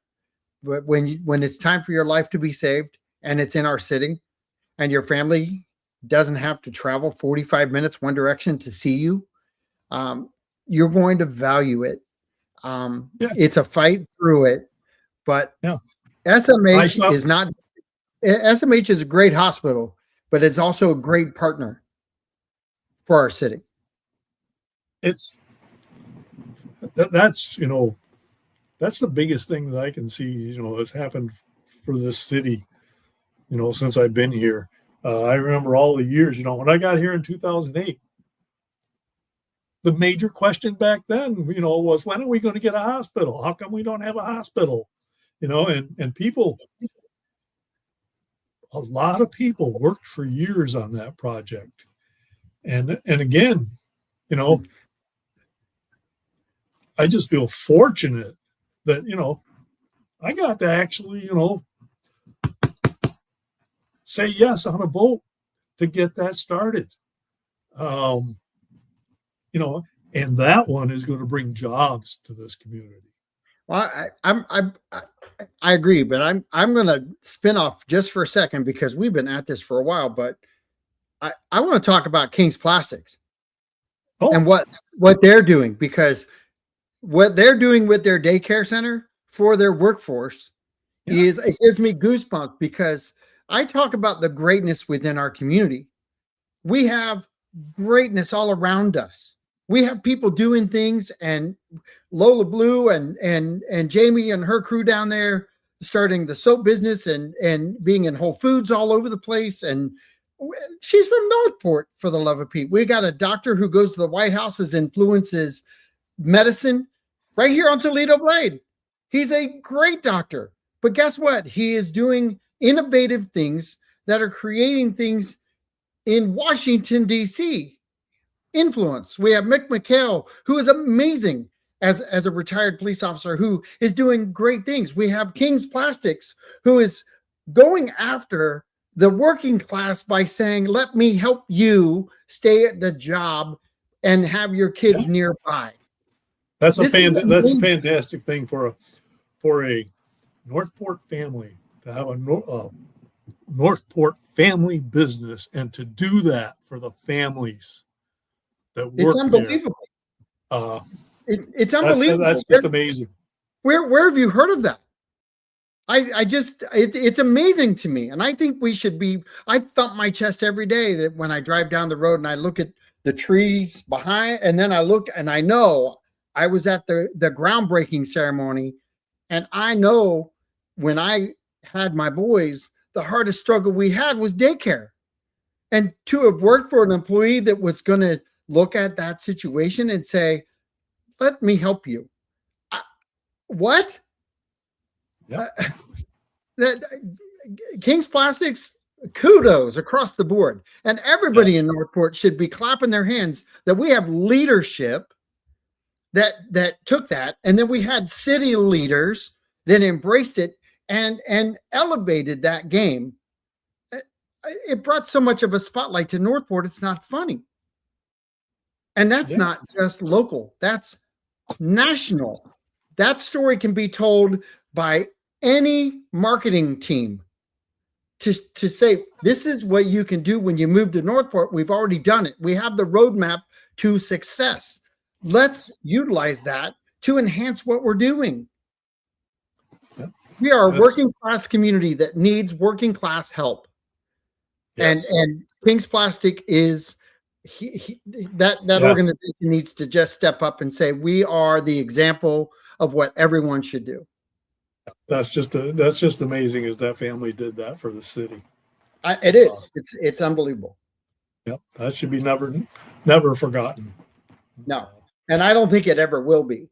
When that building actually gets, I can't wait to start seeing what happens with the cultivation of that business and that influence that's going to happen just from him saying, I care about you. Let's get you started. Here's how we're going to do it. We're going to take care of your kids within minutes of where you work. That's just, that is just amazing. I mean, that's, just at my age, this is part, my wife has a daughter that's a school teacher in this city. And she has a child. And that child needs daycare. And when my wife gets a day off from work, that child is with us. And there has been a couple of times when, my wife has been at work, but the need was still there. So it was me being, the step granddaddy. I was part of that child care, and that's the struggle that the average person goes through, with work schedules and, being able to work when you have children. Yep. And making sure that the children do have that care. Some people are more fortunate than others. But it's still, just in our limited opportunity. Actually, the other grandparents, when they're here, they take care of that child, just about every day of the week. I have my schedule. I'm in and out. So, I can't be available. My wife has her job, and she can't just take any day off, but we all kind of share the responsibility. And I can just imagine the families that the parents that don't have that family around, what King's Plastics is doing for this community and for their employees, that's just amazing. First class all the way. You lead by example, and they were leading by example before it got put into the paper because their team was working with the YMCA and our leadership at City Hall. And the team structure and the cooperation and the vision for the future was all wrapped up into everyone who participated. And those are our leaders. Those are our leaders. Yes. And you can't take it away from anybody. And that's why the citizens, they can have an opinion over here, but when you have experience and you have the ability to think outside the box and draw plans together and draw resources together and get business to cooperate with you at a different level than ever before. I don't even know of another company who's done this. Oh, that's just an amazing thing that happened in this city.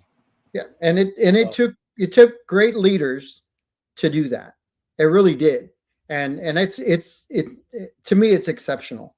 And I get stoked about it, and I'm sorry about that, but I love where I live because I can show you all the cool things that we're doing here with the working class going away.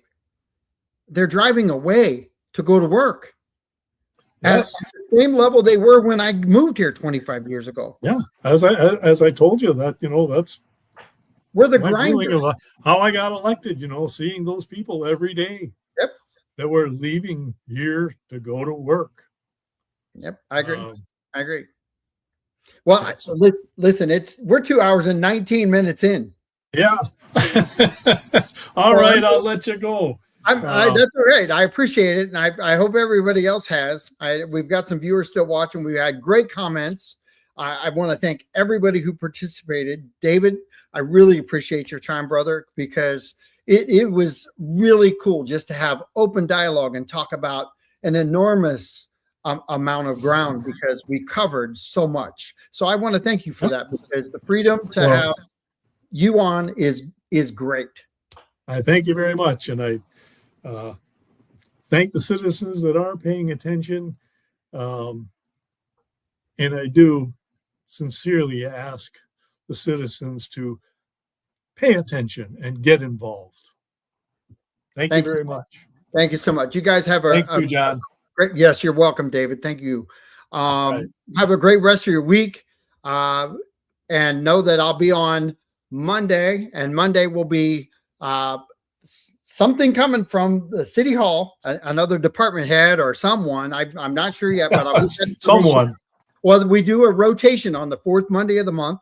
We do a rotation, so they're finding out who they want to get, and I always let them decide. We never have as you know, we don't script anything, so everything just kind of shows up, and we run with it, and we talk, and we get involved, and that is the blessing about this. So you guys look forward to Monday. We got some interesting things coming up in the near future with Florida Wildlife. August 31st, mark it down on your calendar because I've got a very special guest coming on who can't wait. And I think we're going to have a quarterly with him from Florida Wildlife, a senior ecologist. And I can't wait to have that discussion. And I will promise you, when you think of Northport, after he's done, you're not going to think less of what we're doing for our wildlife, because he is 100% on board with the fact that we have one of the best departments in the state represented us, and we are the strictest when it comes to wildlife protection. And that's not coming from City Hall. That's coming from Florida Wildlife. And I can't wait to talk to him. I spent about an hour on the phone with him, and we have no clue what we're going to talk about because we went all over the place with topic, from saving manatees, which I did down in Lee County. And I followed that manatee all the way through, helped them get him on the trailer. They took him up to Orlando. And then when they released him, I went and watched. It is, if you ever get a chance, it is an amazing is an amazing feat to watch what happens with our wildlife and the care that goes in to the removal and relocation of every one of them. So keep that in mind. August 31st, we've already got it booked. I'm going to get some information out this week, but that's going to be a Friday show. So you guys have a great night. Appreciate you very much. And David, again, thank you so much, buddy. All right. See you later, John. Bye-bye.